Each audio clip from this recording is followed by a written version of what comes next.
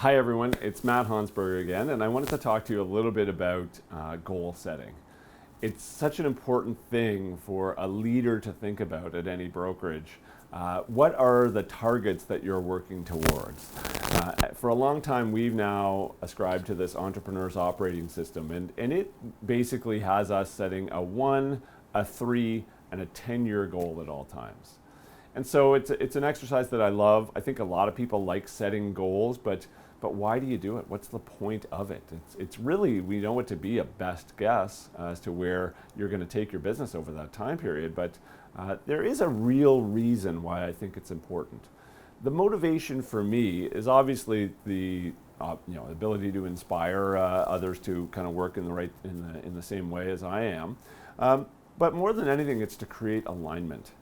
When you have more than a couple people working on your staff, it's really hard to have everyone do their thing without you having to kind of oversee all of that, right? And as your staff continues to grow, it just becomes harder and harder and harder to continually be focusing people on what they should be doing each day.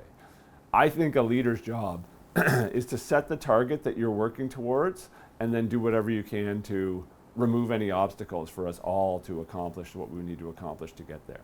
So we have about 50 staff. That might be much larger than your brokerage or much smaller than your brokerage, but it's really important for me. It's probably the most important thing that I think I lead our team in doing every year, which is setting these targets and making sure that we constantly revisit them as well. So why 1, 3, and 10? Well, the idea behind the 1, 3, and 10-year target is that you need to have a 10-year vision. It's Anthony Robbins who says people overestimate what they can do in 1 year, but dramatically underestimate what they can do in 10. And then I think the 3-year is the steps along the way to that 10-year goal that maybe seem like they're a little bit out there right now, but something that is possibly accomplishable. And the 1-year target is really, it's the traction piece that's described in this operating system. It's the stuff that, hey, listen, we know we can get this done. These aren't goals that we're setting that are kind of, we hope to get their goals. These are the things that we are expecting to do in the next 12 months. Yes, things can come along and knock you off path, but that's going to be something that we are going to try and live to over the next 12 months. And so that's why we set those goals. So how do you do it? The 10-year goal should be something that, I think Jim Collins describes it as the BHAG, which stands for Big, Hairy, Audacious Goal. The BHAG is something that should just be massively motivational and probably a little bit scary all in one. It's something that would take your business to a place where nothing that you're doing today would likely be what you're doing then. You're going to be having to learn new behaviors. You're going to have to be learning new skills and thinking about different things than you're thinking about today.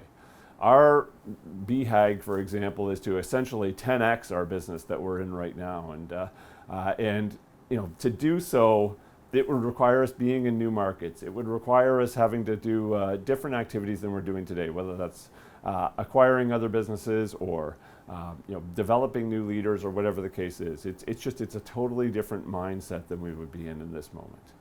To get there, we've had to think about, okay, well, what do we need to do in the next 3 years to build the foundation to get to the 10-year target? And that's different from, well, we just need to recruit and train and grow the productivity of agents. We have to think about, okay, what platforms do we have to build? What kind of software do we have to introduce? What kind of new departments do we want to potentially start? Or what kind of leaders do we need to go out and find or train and develop? And so in the 3-year target, I think it's not the necessarily big, scary, I have no idea how I'm going to get there goals, but it should be goals that are building the foundation for what you think might be the path to that 10-year target. That might be, for us, that's been over the last few years, prepare our balance sheet to be really good to go acquire businesses. It's been build programs in that are not so manual anymore, but that can be managed, more efficiently. So giving thought to that over the 3-year target is really important as well. And of course, 3-year targets generally involve some specific financials as well that are going to allow you to, kind of build that base on the financial side also. The 1-year targets, these are things that we know we need to action right away. So when we set our 1-year targets as the business, they are specific to things like recruiting, retention, the amount of productivity that we're going to expect from each agent and that we're going to try and develop out of each agent. Some of the programs that we're going to run that either we monetize or that are programs that are there to support the growth of those agents, that kind of thing. And they're very specific targets that align closely with our budget, and we have an expectation that we're going to accomplish those. They should lead, of course, to the 3-year target being achievable.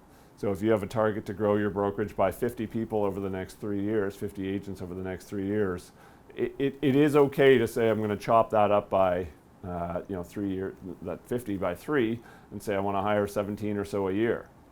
If your 10-year target is to hire 1,000 agents, it might not be reasonable to say that you're going to hire 100 each year if you've never hired more than 15 or 20.